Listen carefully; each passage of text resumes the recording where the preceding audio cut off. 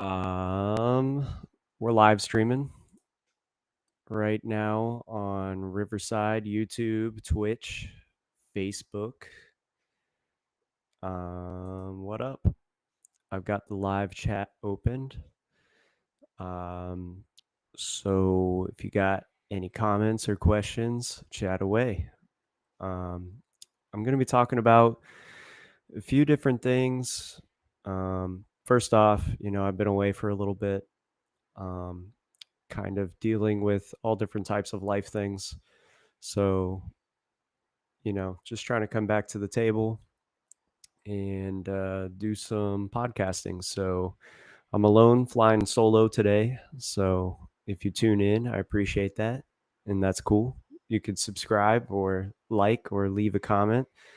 All of that kind of stuff is appreciated. But today there's a couple news stories I want to talk about. So some of them are positive, one of them is interesting, and I'm very interested to know if anybody else cares about this. But we'll get into that in just a moment. So we'll go ahead and get started with some of the more positive stuff.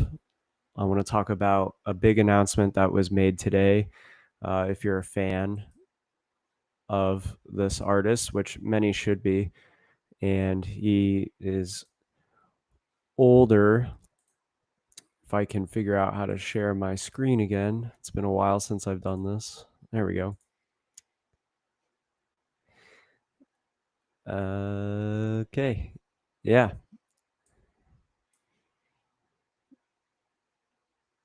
All right. So I think that's doing that right. But anyways, Paul McCartney, Sir Paul McCartney, knighted, announced his Got Back tour today. Very excited for this. I've been lucky enough to see him twice. I saw him in 2017 in Tampa, in 2018 in Austin, Texas, at Austin City Limits, which was phenomenal. I would love seeing him in a festival setting. I prefer seeing him in a festival setting, to be honest. But he is playing some arena shows in America this fall. You can sign up for pre-sale on his website today. The tickets will go on sale this upcoming Tuesday. Don't remember what day that is. I think that day is the 15th, looks like. So Tuesday the 15th. So very, very exciting stuff.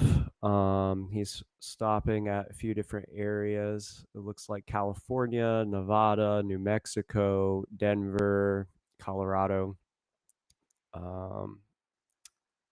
Casey Center.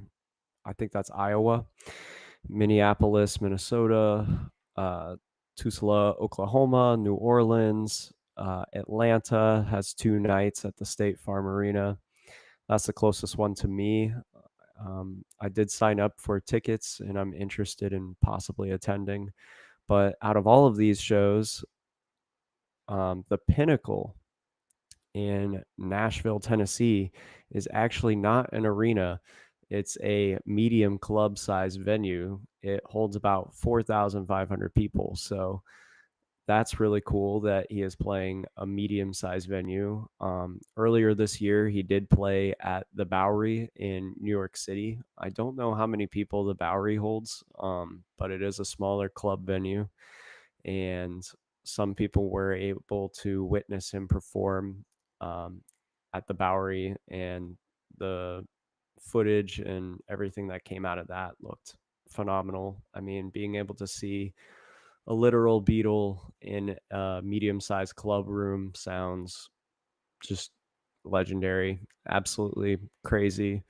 Paul McCartney is definitely by far one of the best live concerts you'll ever see. Even at his age of 83 years old is insane. That he is still performing and performing at such a high caliber.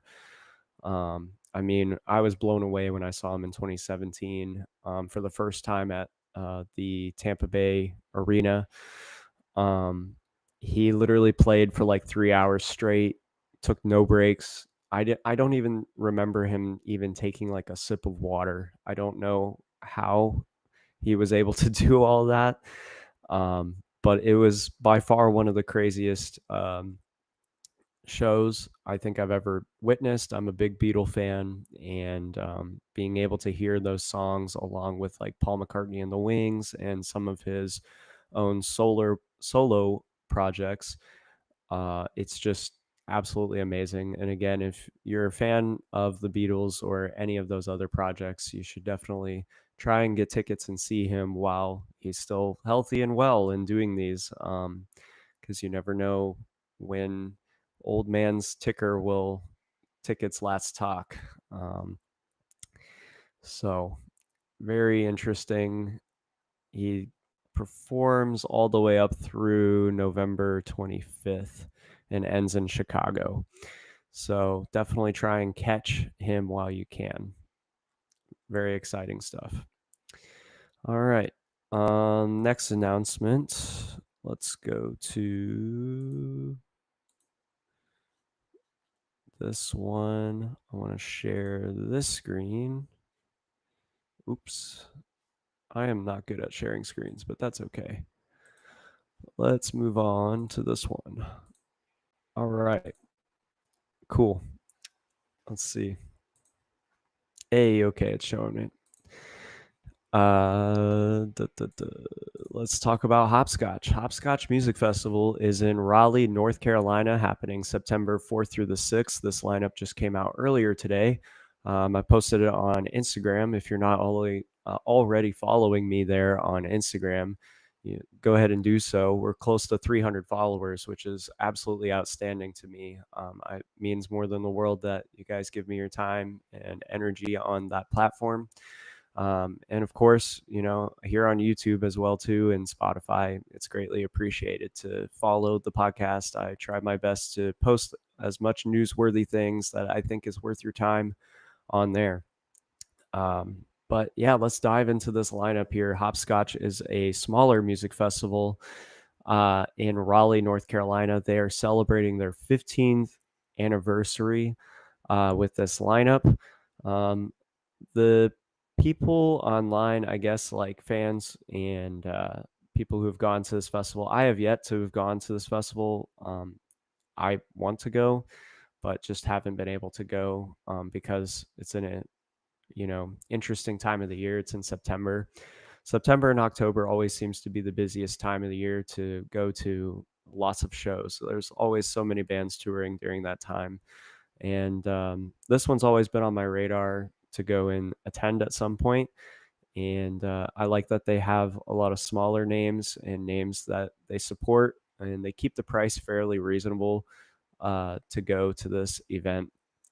But a lot of people online were saying that this lineup was just okay. It's not the best that they could probably dish up, but I think for the time period and for the bands that are on tour, this is an exceptional lineup, and I feel like it justifies the price. So I would say, there's a lot of bands here that are worth your time.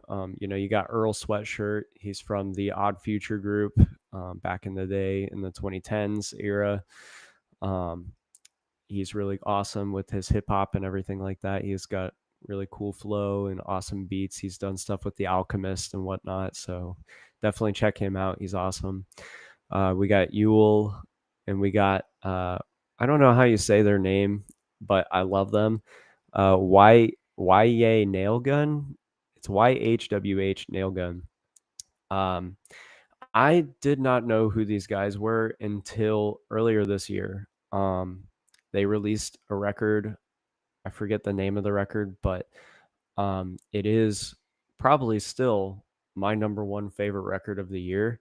And seeing their name on this lineup just really makes me want to go. It's super cool that they're performing at this festival. It just feels right. I feel like it's, awesome that they're doing that. Uh, and again, it looks like, this festival and how it works out, they have different venues that are hosting these artists, and then you just kind of like hop around to the different venues around the city. And when you buy like a 3-day ticket, you go to each of these venues and catch the acts that you're wanting to catch. And again, for me personally, Earl Sweatshirt, um, YEA Nail Gun, really big acts for me. Some other notable names on Thursday is Built to Spill, Unwound, and Frog. Unwound and Frog are also really big names in my book to be able to catch live. So shout out to the Hopscotch Music Festival team for booking this lineup. It just feels right. I know it doesn't really justify a 15th anniversary. I feel like it kind of falls a little short in that aspect, and I can see why people are upset about that. But ultimately, I still think that there's a lot of good on this lineup compared to, um, you know, maybe other lineups that are happening at the same time. And support it, support this. It's an independent festival.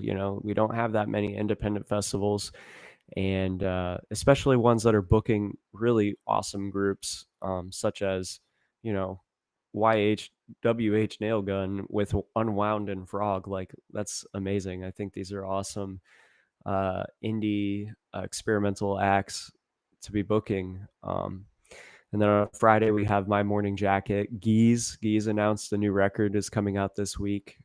Super excited to hear that record. The lead singer, Taxes, or lead single, not singer, that just came out called Taxes is really good. One of my favorite acts to see live, Godspeed You Black Emperor. I've talked about them a couple times on this podcast. They're performing and they're returning to the festival. They've performed many times before. I was looking back at some of the past year lineups, and I think I'll go over some of those lineups and whatnot too. But Godspeed You Black Emperor is on this bill, and I think that's super cool. Definitely a notable act to catch. And Jordy Greep, he was with Black Midi. He's got an awesome solo record out right now, and I'm assuming he's definitely got more music in the pipeline. He's performing at a few different places around America this fall, and having him on this bill also feels just right. I think it's awesome that he's going around and performing and doing his thing. And on Saturday we have Sparks. Sparks is a older uh, group from, I think, around the 70s era. It's either 70s or 80s, and they do some really interesting experimental kind of like indie pop stuff, and it's awesome. I think that they've inspired some bands. I think one of the most notable ones is Bleachers. Bleachers was inspired by Sparks a lot, and there's like a whole documentary about them that recently came out, I think like last year. And seeing them on this lineup, it's exciting. You got some newer with Earl Sweatshirt, you got some mid, like 2000s My Morning Jacket jam kind of stuff, and then you got Sparks to close it out on Saturday. It just feels right. I think it's really cool to have some generational music all under one lineup bill. Uh, Nilfer Yanya, if I'm saying that name right. I'm really bad at saying artist names, but they make some really cool indie. I don't know if you want to call it like indie bedroom pop, but it gives me that vibe of like bedroom pop. It's just kind of like feel good indie music. I like her style a lot. Uh, awesome indie group here that's super mellow, super chill. Crumb is on this bill as well, and I'm really excited. Like they've been a band that's kind of slipped through my fingers. I've not seen them as of yet, and I've been wanting to see them. Uh, Sifting through some of the smaller names here, I definitely need to do some homework and check up on some of these smaller bands. And to me personally, I think that's what makes these smaller festivals so noteworthy and cool. Um, you get a lot of smaller names that you haven't heard of, or you should check out, and you might find a new favorite. And once you find that new favorite, you kind of watch them grow, and maybe they'll release a really good record, and before you know it, they're playing like arenas. So I think that's really cool, that they have a platform for, some of these smaller acts to be able to perform in a festival setting and kind of grow their audience. And for someone like me who has a mishmash of music taste, it gives me the opportunity to be able to kind of taste sample each of these acts and find something that is new to me, and maybe it will be one of my new favorites. But I will say some of the more noteworthy names, or the names that I know that are on here.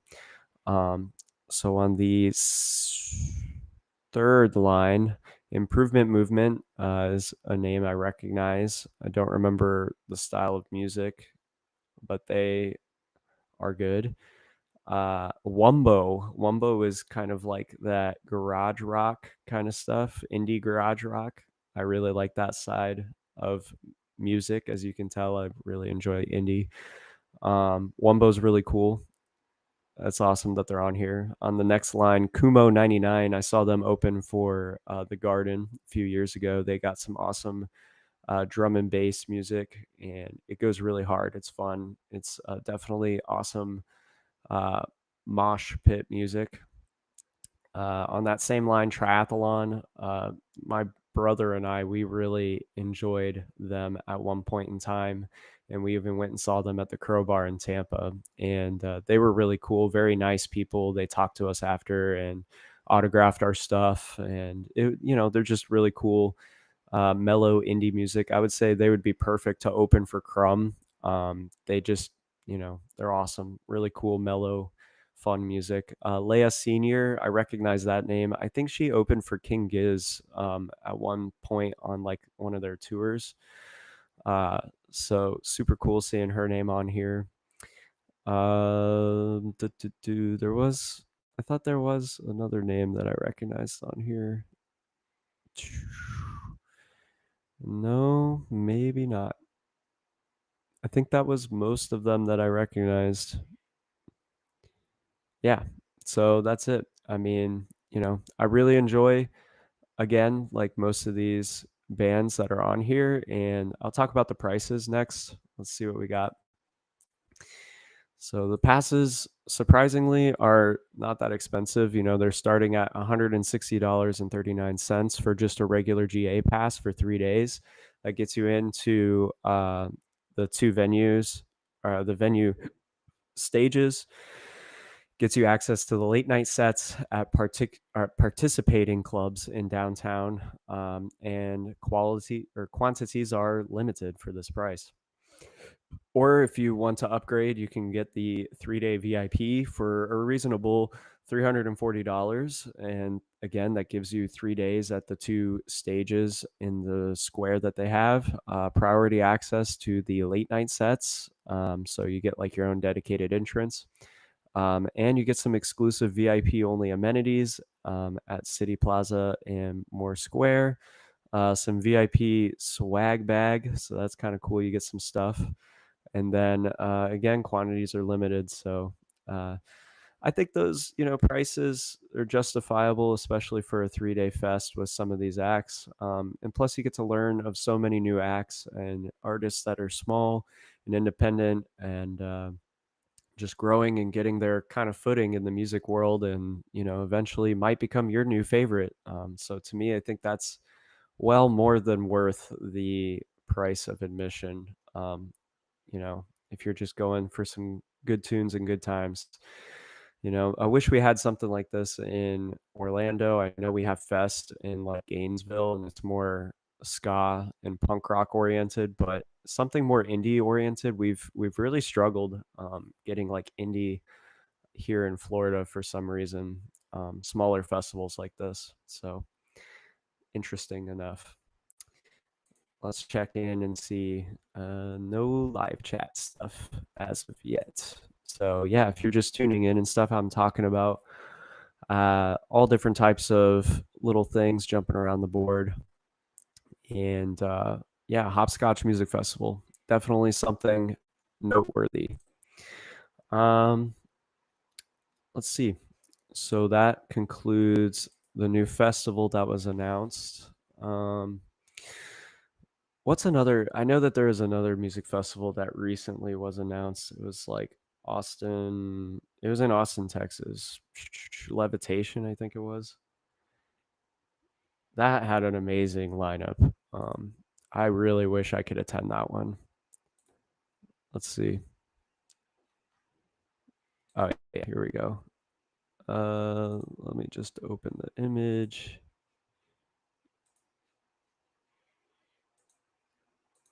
Trying to be more computer savvy. All right. Cool. All right, it's up. So, holy cowza. Again, Levitation. It's in late September, September 25th through the 28th in Austin, Texas. 3 days on two stages in Palmer Event Center.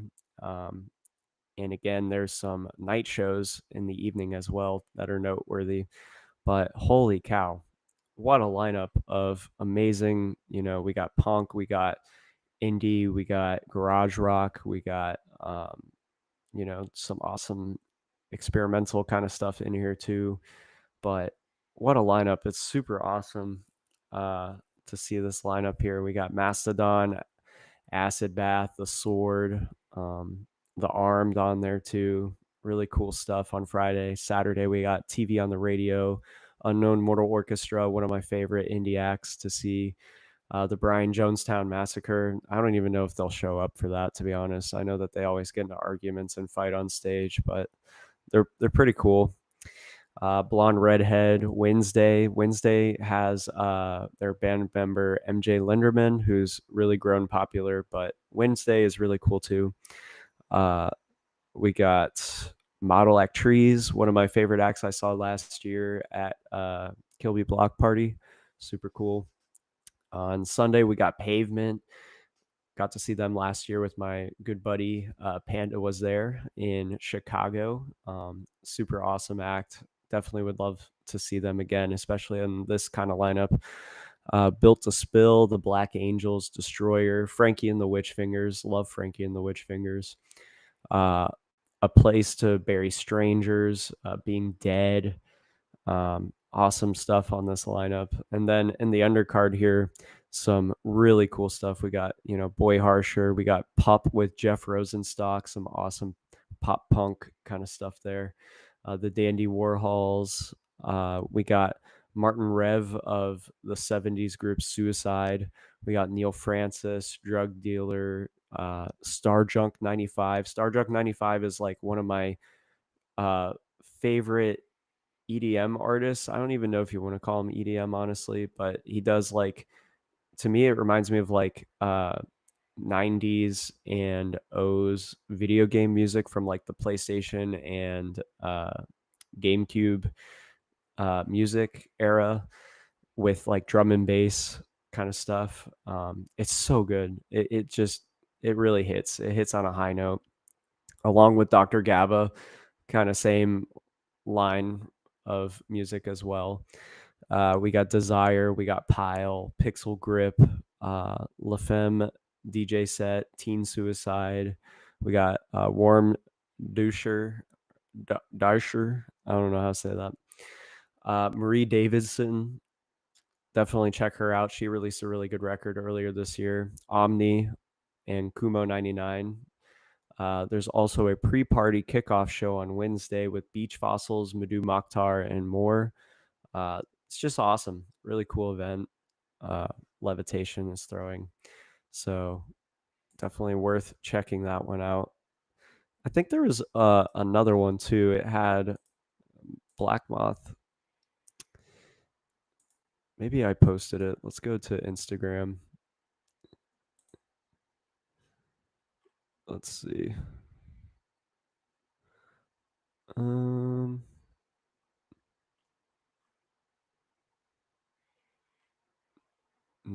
maybe I didn't post it.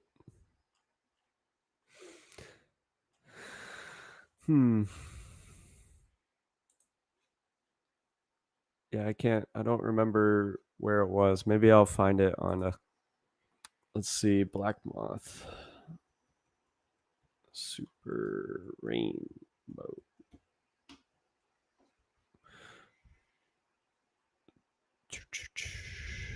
Where's their website?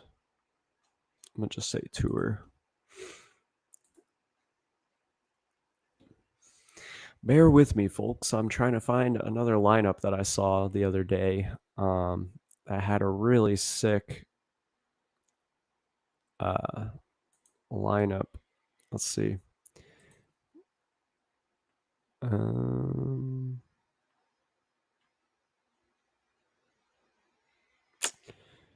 hmm.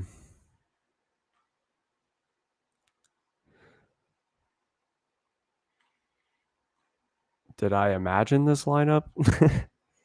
It's not coming up. Hmm.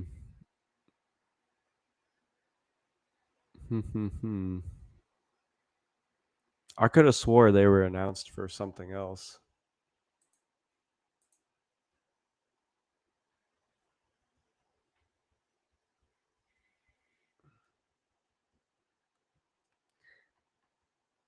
Still looking, digging.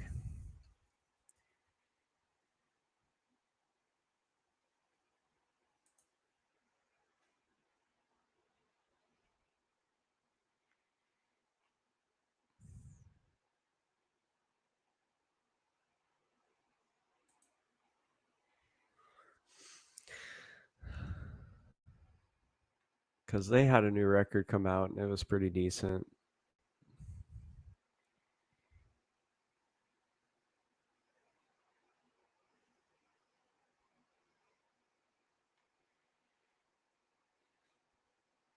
Man, I cannot find this. This is crazy.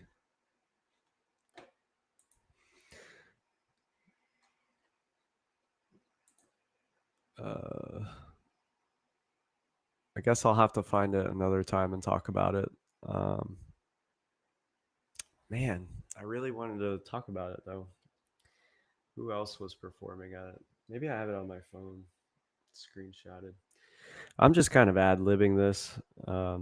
If you're tuning in, we got all different types of news stories I was wanting to talk about and talked about a couple of them. Oh, here it is. It says Levitation Halloween. Okay. I knew it was levitation, but I just couldn't remember what it was. Okay. I found it. All right. I did not dream this, and it's real. Why is it so small? I guess I'll just do it. Um, that's not what I wanted. Okay. All right. Share my screen. Share my screen. Here we go. All right. So this lineup for Halloween weekend is just 2 days. Halloween and the day after on November 1st. Holy cowza. Cowza. This lineup is buku insane in my eyes. I'm so excited though. I would love to go to this. But Viagra Boys and Stereo Lab with the black lips. Come on. That is well more than worth a visit to see those three bands back to back to back. And then the following day too with Machine Girl, Clown Core, Black Moth Super Rainbow, Lightning Bolt, Lip Critic. Oh my gosh. I've become a really big fan of Lip Critic lately. They had some new music come out yesterday. It's really good.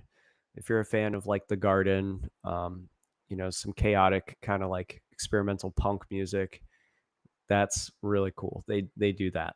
Lip Critic does that. They're from New York City too.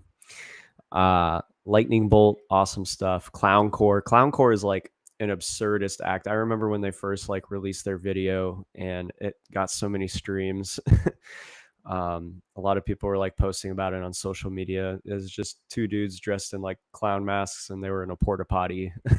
One guy was a drummer, the other guy's like a saxophonist, and they were doing like some crazy like death metal kind of lyrics on top of like jazz, like death metal jazz. I don't know. It's super cool, and I would love to experience it in person and live. I feel like that mosh pit would be insane. Black Moth Super Rainbow never tours, so like being able to see them would be awesome. Machine Girl, I got to see them open for the Garden well a while ago. It was like 2017, I think. Such a good show. Um, I'm excited to see him now because he's got so much new music out. I would love to hear a lot of their songs. Stereo Lab is a freaking gold mine. They have so much amazing music. Jazzy kind of indie. Viagra Boys, amazing punk band from Europe. I don't remember what part of Europe they're from. I can't remember off the top of my head, but they released a new record earlier this year, and it's really good. I love it a lot. Man of Meat is one of my favorite songs of the year, if not the favorite song of the year. So catchy. But yeah, definitely three really cool events that are happening that are smaller. Definitely check them out. And if you're in the area or within driving distance to these events, maybe consider going. I know that they would be definitely a lot of fun. I'm curious to know how much tickets are actually for this. Ooh, oh, 2 day. Wait, they have a deluxe pass. Lounge seating with stage views. Oh, air conditioned restrooms, private bar. I don't care about all that fancy stuff. $100 just for the 2 day event. That's not bad. Excuse me. $120. Not bad. Not bad for that. That's an amazing deal, honestly. I would definitely go. Okay, so we'll switch gears to the final thing I was wanting to chat about. Um,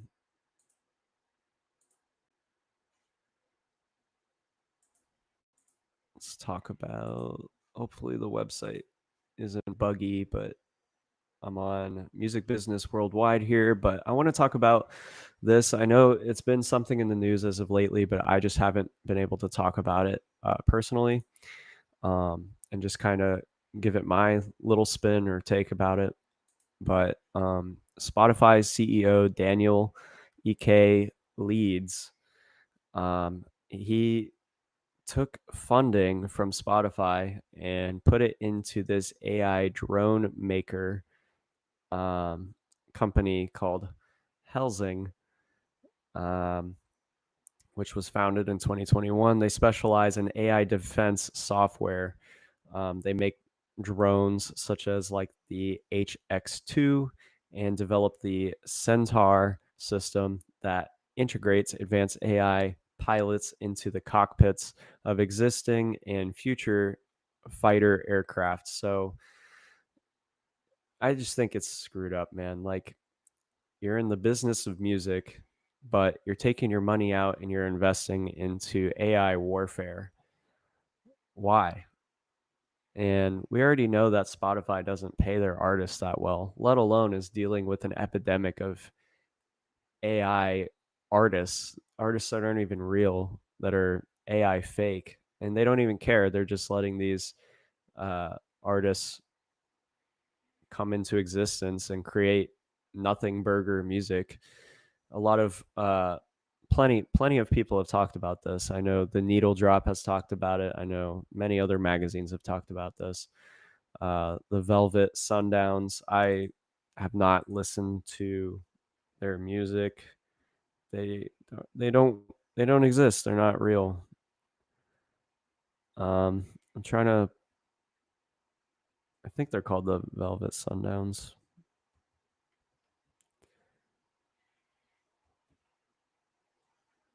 AI music. I'm pulling it up real fast. Oh, yeah, Velvet Sundown.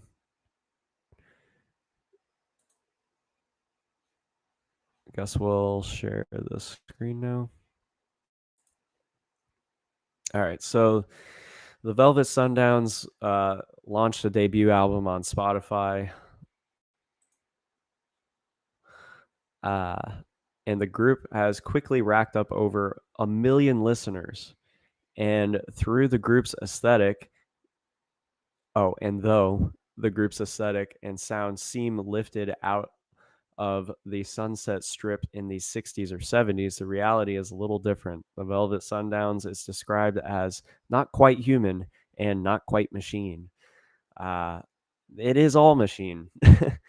So it's just very concerning to see that generative AI is being used to make these fake people. Here's these fake people. None of these people are real. They're all fake. And 1.1 million streams. Why? Why are people, they're being put into fake playlists and they're being suggested onto people. Um, and people are listening to it, and I don't know if they're real people or if they're bots. You just don't know. Numbers are being skewed nowadays, and you can't really tell what's real and what's not real. And I think Spotify should regulate that to some certain degree. That way it kind of gives people a better chance to actually make music and make a living off of music. Um, but here's their fake profile with their fake photos. That's so dumb. Yeah. So it really disturbs me and worries me about like where things are going. And I wanted to turn it over to y'all for tuning in and everything. What are your thoughts on this? Like this guy, he's the CEO of Spotify, Daniel Ek, and he's doubling down on investment in this tactical warfare AI. And he has a platform that's dealing with AI music and whatnot. And he's not ridding of it, he's just allowing it to be created. So if you really wanted to, you can just create a fake band under a fake name and have fake people and just go in and pay and use these AI websites to make fake music.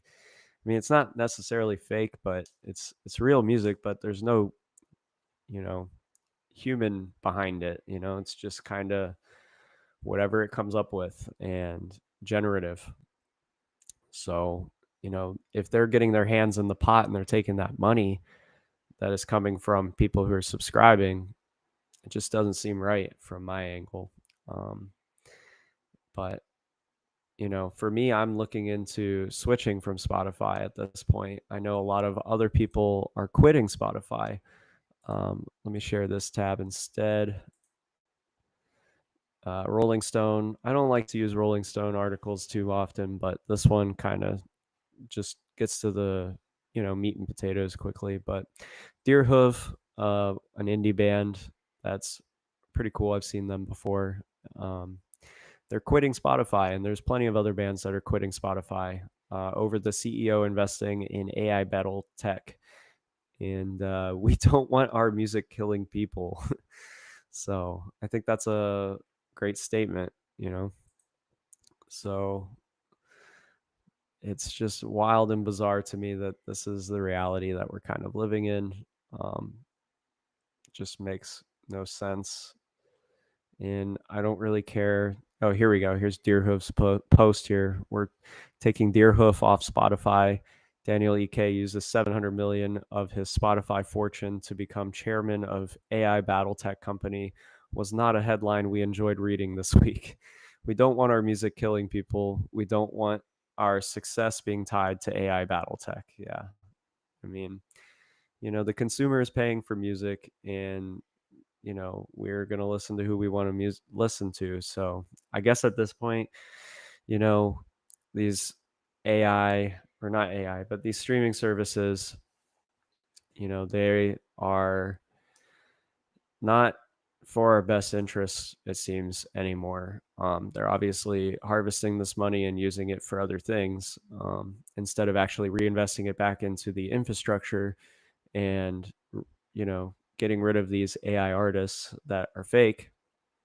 and taking away money from actual artists who are creating music and pouring their hearts out into records that won't even get listened to because there's so much AI crap being pushed into the music system, and people are paying the price of admission, which is your monthly subscription, and yeah, you get like a smorgasbord of music to pick from, but at the end of the day, like, maybe we need to reconsider like who gets that money, you know, and it shouldn't just be distributed however Spotify wants to do it or other companies. Um, I think, there's other websites and stuff to get music and whatnot. And, there's websites like Bandcamp that directly like support artists. So you could purchase digitally. Or, there's also physical. You could buy cassettes, you could buy CDs, you could buy vinyl. Those things directly support the cause of artists way better than digital streaming. Other than Bandcamp, Bandcamp does support them just as well as these other things that I mentioned. So it just seems wild to me that this is, what's happening. Um, I say support your favorite artists as you want. And to me, I just think it's sad because, I've used these apps for well over a decade now. And a lot of these apps I've, you know, utilized for the discoverability, to discover different artists and bands that I've never heard of before. Because social media is kind of hard to like navigate and discover artists, um, unless they're like constantly pushing out content and that content is getting engagement and whatnot.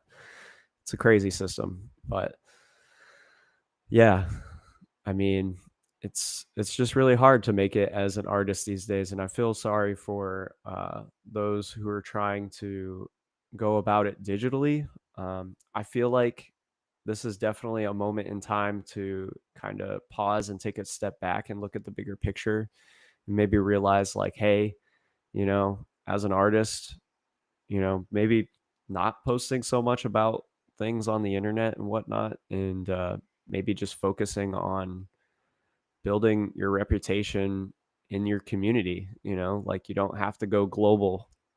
You just focus on your state, focus on your city, focus on your town, and create something that is meaningful, and you'll be able to grow from it and get better. And eventually you'll kind of grow your own community on your own. Of course, there's plenty of marketing ways to be able to develop you as an artist faster. But of course, there's always ties and loopholes through those things. So you could be victimized there, and too many hands might get in the cookie jar and you're just kind of working yourself to death for no reason.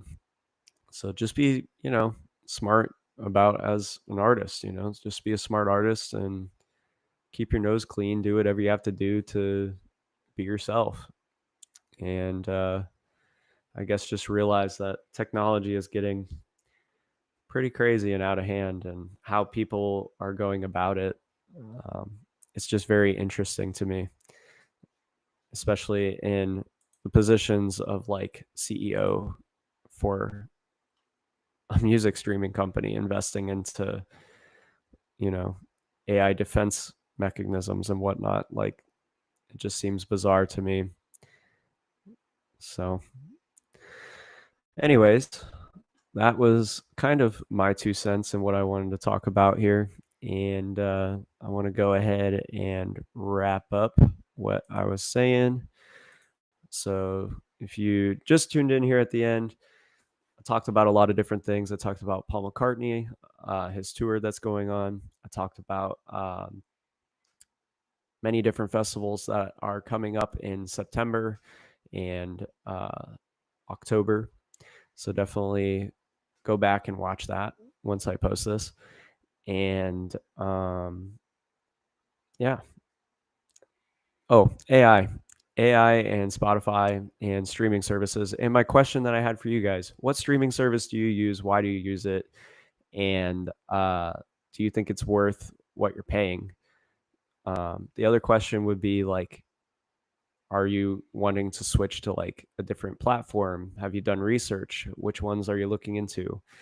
I've looked into Tidal. I've looked into Apple Music. I'm just, I think Tidal might be the one for me personally, because they definitely pay out more to their artists.